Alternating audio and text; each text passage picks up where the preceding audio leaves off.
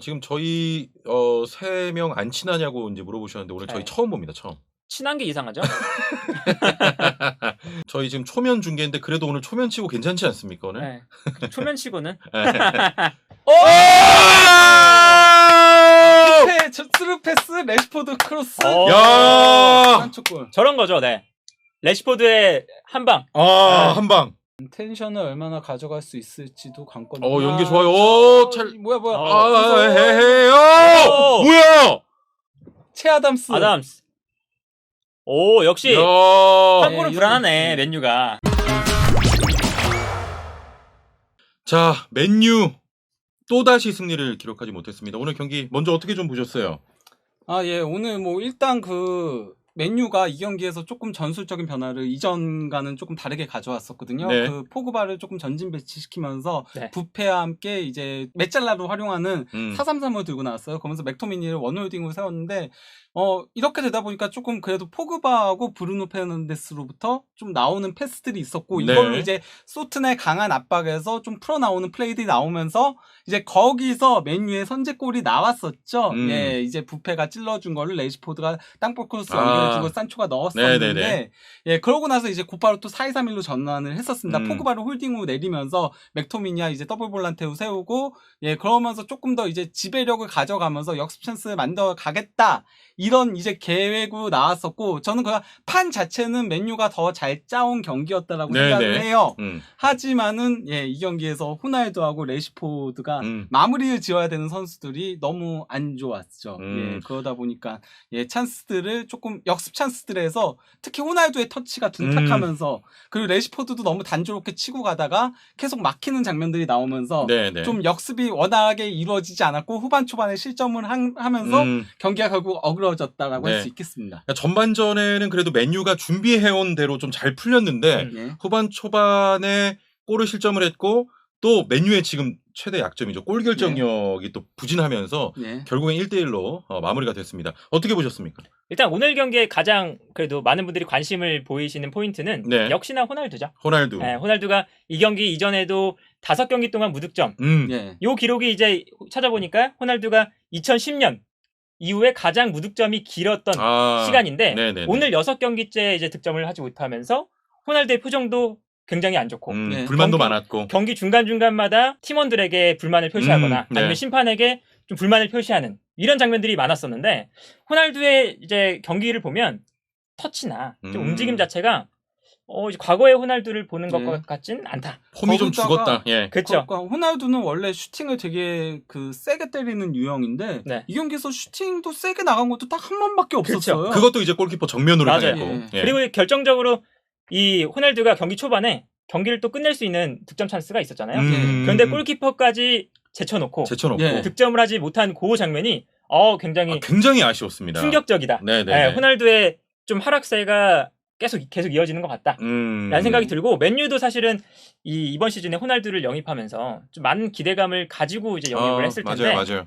호날두가 이렇게 좀 아예 득점까지 좀 참여를 해주지 못하면 사실 랑닉 감독 체제에서 압박도 못하는 선수고 맞아요. 그런데 득점을 하지 못해주면 호날두의 좀 사용 가치가 좀 많이 떨어지는 지금 흐름이 아닐까라는 생각이 드네요. 그리고 저는 어쨌건 간에 레시포드도 상당히 고민이 많이 될 것 같아요. 왜냐면은 산초가 나오는 쪽에서는 그래도 뭔가 플레이들이 나오고 있거든요. 근데 이 경기에서 어쨌건 간에 그 레시포드를 처음에는 오른쪽에 배치를 시켰어요. 오른쪽에 배치시켜가지고 플레이를 했는데 레시포드가 뭐 오른쪽에서는 잘하는 선수가 아니다 보니까 이게 본인의 패턴 플레이가 안 나오잖아요.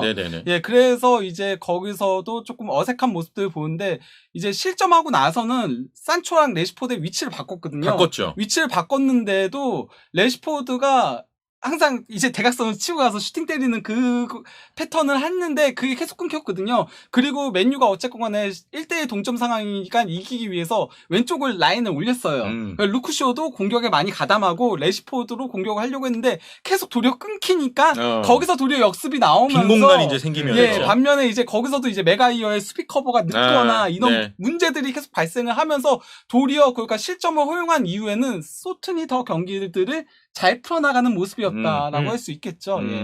오늘 뭐 결과적으로 호날두와 레시포드가 부진했습니다만 그래도 산초 그리고 부페 이 두 선수는 포그바까지 포그바까지 예, 그리고 바란도 뭐 클래스는 보여줬고 이 선수들이 그래도 잘했던 것 같아요, 그렇죠? 그래도 아무래도 이제 사우스햄튼이 조금 더 올라와서 경기를 하는 팀이다 보니까 네네. 이 토트넘전에서도 보셨겠지만 이 빠른 선수가 앞에 있으면 사우스햄튼은 분명히 위험한 상황들을 노출할 수밖에 없는 팀이거든요. 그런데 오늘 뭐 브루노 페르난데스나 포그바나 산초나 이런 선수들이 사우스햄튼의 압박을 잘 풀어나오는 모습들이 있었고 분명히 이런 장면들은 좋았다라고 평가를 할 수 있겠는데 여기서 또 오히려 맨유가 올라갔을 때 오히려 맨유의 뒷공간 특히 그렇죠. 이제 메가이어의 느린 발에 대한 좀 약점이 지난 경기 벌리전에서도 나왔고 그리고 이번 경기에서도 좀 나왔다라고 좀 평가를 할 수 있겠습니다. 그래서 이제 메가이어가 오늘 경기에서도 먼저 달려갔는데 차지하지 못하고 볼을 빼앗기거나 아니면 이제 이 사우스햄튼이 공격을 할 때 메가이어 이 루크쇼가 올라가 있으니까 메가이어 쪽으로 계속해서 볼을 보내준다거나 이러면서 이 최근에 이제 유튜브나 뭐 축구 커뮤니티나 올라오는 영상들을 보면 메가이어의 수비 실수 장면, 메가이어 과연 1,000억짜리가 맞는가 이런 이제 영상들이 많은데 이 메가이어가 오늘도 참 못했다. 그렇습니다. 네. 자 오늘 1대1로 비기면서 맨유한테는 좀 최악의 결과가 나온 건데 어떻게 보면은 그거가 3경기 연속 승리가 그러니까요. 있거든요. 거기다가 어쨌건 간에 먼저 골을 넣고도 계속 이런 식으로 잡아야 되는 경기들 잡지 못하는 모습들이 나오고 있어요. 그러다 보니까 좀 고민이 되는 지점이라고 할 수 있겠죠. 그러니까 그동안은 솔직히 말하면은 랑닉 부임하고 나서 그 패배 자체는 1패밖에 없었어요. 근데 이제 그때는 경기 내용은 조금 안 좋더라도 꾸역꾸역 이기는 모습들이 있었는데 지금 이겨야 되는데 지금은 도리어 경기 내용이 조금은 올라오는데도 승이 없어. 도리어 약간 좀 역으로 가고 있는 모양새죠. 아니 근데 혹시 그 어찌됐건 맨유는 이 위기를 조금 타개해서 승을 쌓아야 되는데 돌파구가 좀 있겠습니까 지금? 일단 전방에 공격 라인에 좀 컨디션이 좋은 선수가 일단 없죠.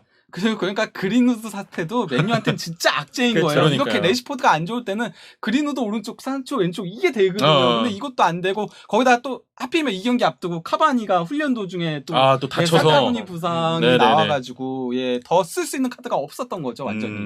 좀 답답하겠네요. 그렇죠. 그래서 이제 오늘 경기 오늘 맨유가 비기면서 순위를 보니까 이 아스날이 맨유와 2경기를 덜 했거든요. 아스날이. 덜 했죠. 근데 맨유가 승점이 1점밖에 높지 않습니다. 그리고 이제 맨유가 많이 지금 불리해졌습니다. 5위인데 웨스트햄과도 승점이 같은데 이게 밀려서 지금 5위거든요. 근데 그만큼 맨유가 이제 시즌이 후반기로 가고 있는데 챔피언스리그 경쟁권에 조금 어려움이 있다. 그러니까 이제 뭐 전 경기 최악체라고 불리는 번리 그리고 오늘 경기를 조금 승을 쌓았어야 되는 건데 결국 또 2경기 연속 비기면서 좀 많이 어려워졌습니다. 거기다가 어쨌건 간에 이렇게 순위 경쟁이 치열하게 전개되면은 골 득실도 상당히 중요한 거거든요. 근데 맨유가 이렇게 골을 넣는데 힘들어하는 장면들이 나오게 된다면은 그러면 나중에 골 득실 싸움에서도 이거는 악재로 작용할 위험성이 있습니다. 그러면 이제 오늘 맨유 경기까지 이렇게 끝났는데 맨유는 챔피언스리그 지금 경쟁을 하는 팀이고 혹시 지금 상황 현 상황에서 챔스 누가 좀 유리하겠습니까? 일단 오늘 그래도 맨유 경기니까 맨유는 좀 어렵다. 맨유는 이제 조금 어려워졌다. 뭐 아직 시즌이 한 10경기 넘게 남아있으니까 충분히 가능성은 있지만 지금 흐름대로 가면 맨유가 좀 돌파구가 많이 없기 때문에 있어 보이진 않는다. 맨유의 유일한 돌파구는 그린우드가 갑자기 그게 무혐의 처분이 나가지고 뭐 그런 거밖에 없나요? 참 맨유 답답하네요, 그렇죠? 그러면은 역시 맨유가 좀 어렵다. 챔스 진출. 좀 힘든 상황인 건 맞습니다. 근데 제가 봤을 때는 지금 어쨌건 아스날도 최전방에 고민이 있는 건 마찬가지고 토트넘도 오른쪽 윙백에 문제가 있는 건 마찬가지고 다 문제가 있어요 지금. 웨스트햄도 백업들의 문제가 있기 때문에 이게 장기 레이스로 가면 어떻게 될지 모르는 부분들이 있어가지고 솔직히 말하면 이번 시즌도 4위 경쟁은 니가 가라 챔스가 될 가능성이 높습니다.